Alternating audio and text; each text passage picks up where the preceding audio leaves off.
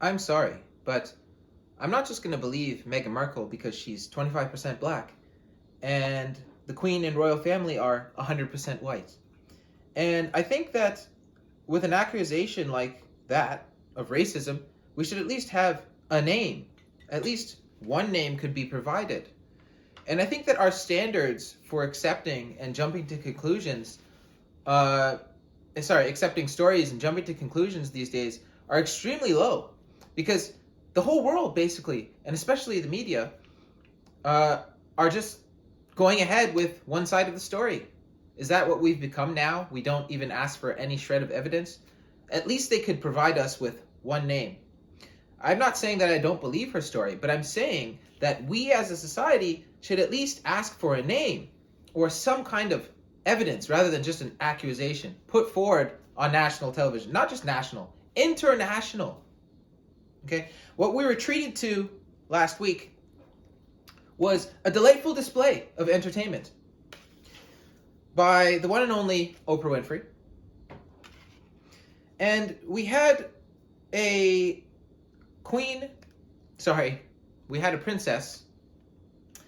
and a prince, Prince Harry, and Princess Meghan Markle, treat us to quite a story and quite an accusation. And honestly, on the believable scale, I'm going to have to put it at by the heart, it's about a 3 right now. And like I said before, that is simply because they're not providing a shred of evidence, not just a name. You could at least give us a name, right? They went on the warpath. Okay? It's a big call to war against the royal family. I mean, they say that the Buckingham Palace is in shambles right now. And so the response from Buckingham Palace so far has been very weak. It's been very, very, very weak. One could say very dignified, actually. They said that they're going to do an internal review, but basically they brushed off the comments aside. Whether that's right or wrong, I don't know. Apparently, the future king, King Charles, or Prince Charles, who is probably going to be king within the next 10 years, he's apparently very upset. He wanted to give a full rebuttal, point by point, but the Queen herself had said, no, this is how we're going to respond. And of course, they released their statements, and that's how they responded. Now, this leaves a few people on the table since they've gone ahead and said that Prince Philip and Queen Elizabeth II are not the ones who are racist, even though they are the ones who were born in the 1920s. And this leaves us with a few names, and one of them would be Prince William, who, of course, told reporters this week that he had not spoken to his brother yet, but he will. Now, I know that opinions on this subject vary, but what I'm going to do today, in about 10-15 minutes, is provide you guys with an alternative viewpoint, one that you will never hear in the media. And the first place that I'd like to start is this really an issue of race? A lot of people think it is. I personally think that we don't know enough to assume that. And to say that the royal family is racist just based off of this accusation is very interesting to me. Here's why. First, let's start with this. Princess Diana. She was treated horribly by the royal family. Absolutely horribly. Nobody can deny that. Princess Diana is as white as they come. That's the first thing. Second thing is this. The Queen's own sister, Princess Margaret, she was forbidden by the royal family for marrying the love of her life. I believe his name was Peter Townshend. She was forbidden. And she became an alcoholic and a pill popper because she was not allowed to marry somebody else. And she was as white as they come, white as snow. Okay? Another example I'll give you is the King of England himself. King Edward III was the King of England in 1936. And because he wanted to marry a woman who was divorced, he left the throne. He left the throne in December of the same year. Can you imagine? So this should paint a clear picture that the royal family ain't no walk in the park. these people do all kinds of stuff to their own people that people just couldn't imagine. They ostracize. This has been the story of the royal family for decades, for eons. And so just because Meghan Markle comes along and things didn't work out and they decided to leave and she took Prince Harry with her, it has to do with race. It had to be because she was black. Okay, that's the first piece of circumstantial evidence that I'd like to present to poke a hole in this argument, because everybody is left with the argument that Meghan Markle is the victim of racism and the royal family is racist and racism was perpetrated against her and that is why they are not there anymore. It's because of racism. It's because of race. And so the second thing that we've been told is this disgusting, monstrous lie that Archie, their child, was not given a title because he was black.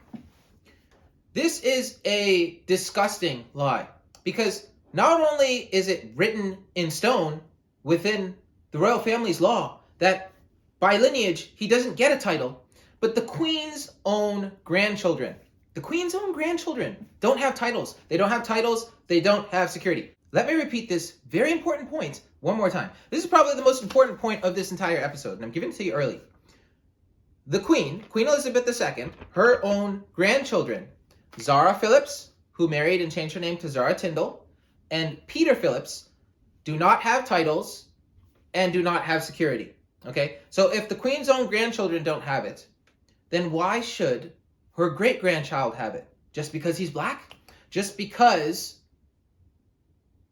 Princess Woke, princess of the cancel culture movement, thinks that he should have one?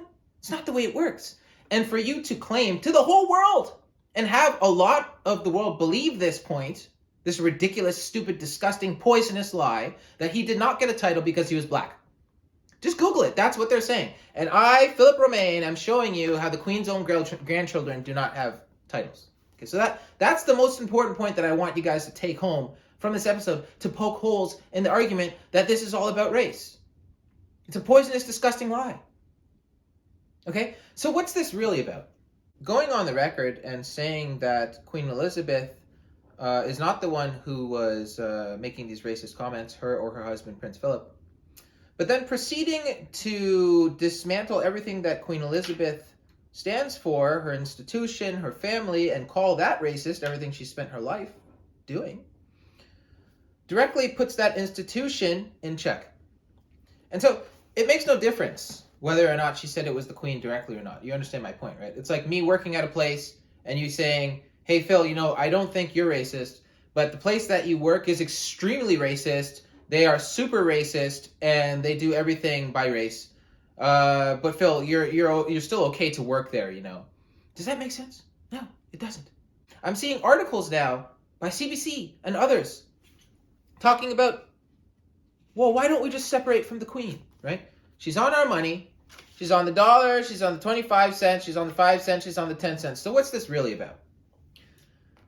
If we come to the conclusion that not just the institution is racist, but the Queen and her family currently, right now, in today's age, are extremely racist, then that provides us with the opportunity to change course and change our history, because we really have nothing to be proud of. If you destroy our history from hundreds of years ago and say that we have nothing to be proud of here, we were always just racist, our institutions were racist, everything has just been racist here, and everything we've built today is built upon the back of racism. Oh, and even to today, the woman here is racist. Then what does that leave you with? Leaves you with no choice but to change everything. And that's what this is all about. This is all about destroying our history and changing course. Call me crazy if you want to. But I kind of see this thing as the bigger picture. What are the results of all of this? What is the falling out, right, of deeming the royal family racist and really having no trial? You heard Don Lemon. What's the point of hearing the other side? There's no point. Why would we listen to the other side? What's the point? We really got a sense of that. Brianna, also, when people say, well, we haven't heard from the other side. What's the other side going to say? They're going to say, of course, we're not racist or whatever. But what did they do? think about their actions. They did not stand up for their own, because their own was married to a black woman, had a black child. They didn't listen to him inside of the royal family. They let him go. They let him leave the country. They wouldn't come to terms with what they wanted to do. So listen, we've only heard from one side, but that one side at this point rings very true. The first side that we heard rings completely true. I am an objective journalist. I pride myself working for CNN as being someone who takes in both sides, but yet we don't need to hear the other stuff. What are they going to say? They're not racist? Oh, come on, get out of here. Honestly, it's not that I don't want to believe Meghan and Harry. I actually do want to believe them. But the problem is that the story just doesn't make any sense. Because, you see, the whole time that they sat there through the interview, there was never once any admission or any coming clean, no part of their conversation that said, hey, maybe some of this could have been our fault. There was no, accepting of any responsibility. It was just, they were the victims 100%. She was a victim 100%. Her own sister, who in the interview, Meghan said she was an only child. She said she's an only child and she never saw she hasn't seen her sister in 20 years. Well, her sister came out this week. I'm about to share that with you now. And maybe we should listen to what her sister has to say. Her sister said that that's a crazy lie. And she saw her 10 years ago. They have pictures. They kind of grew up. They have pictures together. It seems that Meghan has a history of cutting out people in her life. Okay, I don't know her family drama or whatever, but I do know that she doesn't talk to her father. I don't know whether or not she cut him off or not. I'm not sure. But she doesn't talk to him. She doesn't have a relationship with her sister either. So this is a pattern in itself. And so her sister came out this week and said that Meghan was a huge fan of Princess Diana when she was a little girl. She said she loved Princess Diana. Okay, pictures, everything. Huge fan. Surely she must have known that Harry was her son. And she started dating him, and she didn't really Google him. She didn't really know who Harry was. I don't really know. And she also didn't know that she had to curtsy. Oh my gosh, I know I saw it in the movies or whatever, but I didn't know I actually had to do that when I was alone with her. Yes, it's called tradition. It's called ultimate tradition. And that's what the problem is here. You have Meghan Markle, who represents the new movement of cancel culture and turning our backs on everything traditional. And you have the Queen, who represents the conservative side of England. Now we understand. The royal family represents England's history, England's everything that led up to this day, the past. They represent that. And all of these things must be done away with.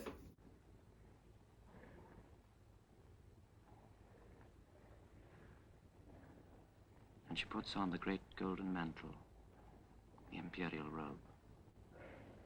Receive this imperial robe, and the Lord your God endue you with knowledge and wisdom, with majesty and with power from on high.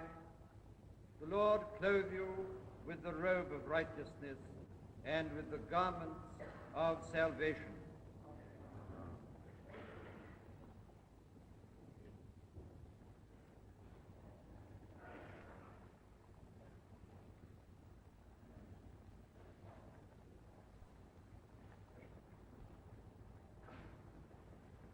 And receives the orb, the world under Christ's dominion, and the ring of sapphire and ruby. Receive this orb set under the cross, and remember that the whole world is subject to the power and empire of Christ our Redeemer. That ceremony right there was highly religious. Very, very religious. How many times was Christ's name mentioned there? Very interesting. That was the very first internationally televised event, the coronation of Queen Elizabeth II in 1953. The first internationally televised event.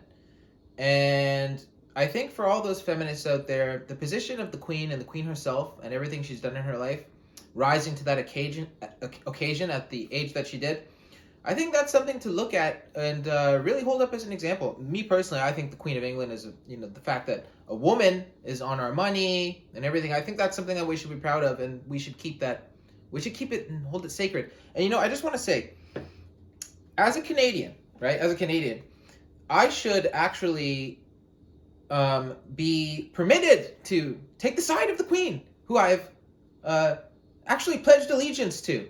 And so if something were to happen to me where I got canceled, like Piers Morgan got canceled, because Piers Morgan came out and he said he doesn't really believe the story, and he got canceled by Meghan Markle, actually. She called up an organization, and they called Good Morning Britain, and he got canned. Now, if I were to get canceled for my position here, for taking the side of the Queen on my money, who I'm supposed to have pledged allegiance to, then if I get in trouble for that, then I mean, that's just crazy, right? This has got to be crazy. But I do want to find common ground with those who might disagree.